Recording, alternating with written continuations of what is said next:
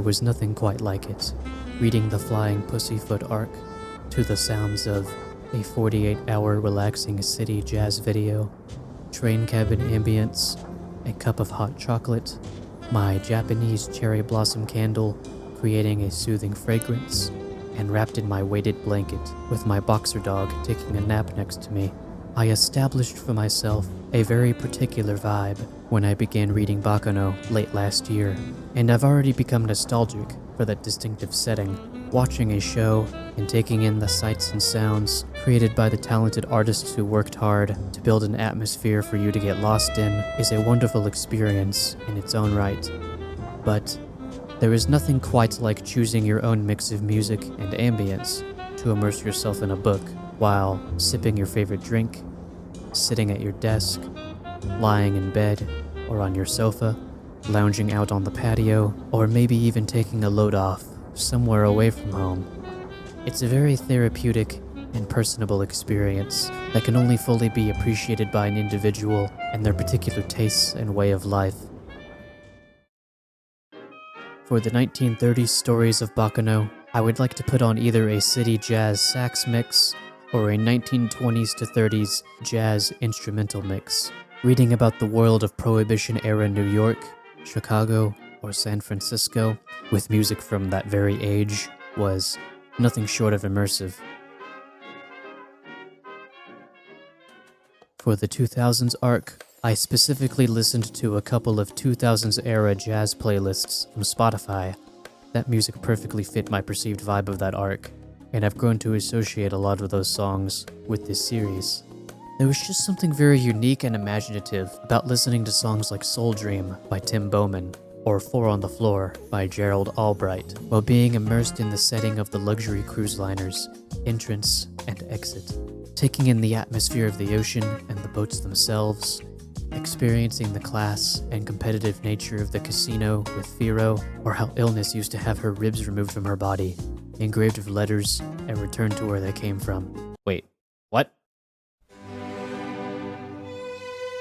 For the 1700s, I listened to classical Baroque music that helped ground me in the eerie but sophisticated tone of the time period and of the city of Loto Valentino, reading about the serial murderer, the mask maker, claiming its victims without warning as it stealthily moved through the city like a blood-hungry specter, the elegance of that mansion where many servants graciously poured their souls into their work to create a welcoming abode for those who were invited inside, while listening to the batshit ramblings from that womanizing count, who, strangely enough, had an air of conviction and respectable qualities about him, which you were more likely to become privy to if you were a woman yourself.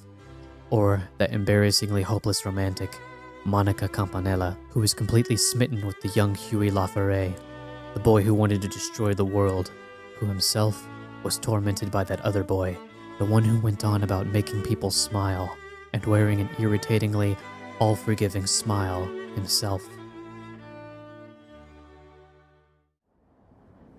One thing I did for the earlier books, which I've neglected to do lately, was to find ambient noises to go along with the general setting of the arc I'm reading. For The Flying Pussyfoot, I put on train cabin ambience videos. The rhythmic chugging of the train engine and the rocking from the tracks was actually quite soothing. For The Slash, Cloudy to Rainy, I put on rain noises that helped sell the distinct pacing and suspense of that story. I wish I knew enough to put on wintry wind sounds for Children of the Bottle, and some kind of ocean or cruise liner ambience for the 2000s books. I'm over halfway through Man and the Killer, and I'm only just now realizing that I should again put rain sounds on to go with the rising tension of this story, and to go along with the jazz. Oh well. I wanted to share my particular experience of reading these books that I already think back on quite nostalgically. This truly has been a very special and comforting experience reading Baccano, and I don't think I fully realize how upset it'll make me when I'm finally caught up. Part of me wants to rush through reading them so I can start making more Baccano videos.